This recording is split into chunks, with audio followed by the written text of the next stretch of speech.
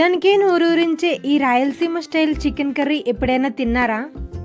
Chicken కర్రీయే చాలా బాగుంటుంది, అందులోని పందెం నాటుకోడి ఇంకా బాగుంటుంది కదా. ఈ చికెన్ కర్రీని నేను చెప్పిన విధంలో చేయండి, చాలా బాగుంటుంది. ఎస్పెషల్లీ ఆ మసాలా అయితే సూపర్. ముందుగా స్టవ్ ఆన్ చేసుకుని ప్యాన్ పెట్టుకుని కొన్ని ధనియాలు, 3 లాలిక్కాయలు, 6 లవంగీలు, ఒక చిన్న దాల్చిన చెక్క, 8 జీడిపప్పు వేసి బాగా గోల్డెన్ కలర్ వచ్చే వరకు ఫ్రై చేసుకోండి. ఆ ఫ్రై చేసుకున్న ఇంగ్రీడియంట్స్ని ఫైన్గా గ్రైండ్ చేసుకోండి. అదే ప్యాన్లో ఆయిల్ వేసి 2 పెద్ద సైజు ఆనియన్స్ని కట్ చేసుకుని గోల్డెన్ కలర్ వచ్చే వరకు ఫ్రై చేసుకోండి.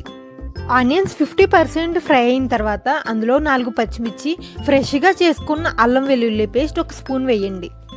ఆ ఆనియన్స్ ఫ్రై అయ్యే లోపల మన చికెన్ని మనం క్లీన్ చేసుకుందాం.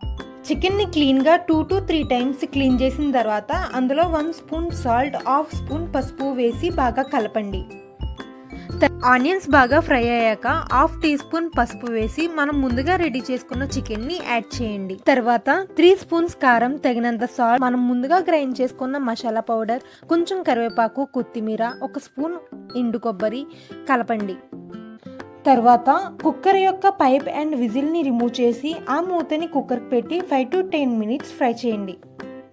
ఇలా చేయడం వలన చికెన్ పీస్కి మసాలా బాగా పట్టి చాలా టేస్టీగా ఉంటుంది.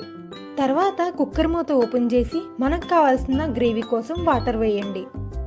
నేనైతే 1/2 kg చికెన్కి 2.5 గ్లాస్ వాటర్ వేసా. తర్వాత విత్ క్యాప్ అండ్ విజిల్తో కుక్కర్ మూత పెట్టండి.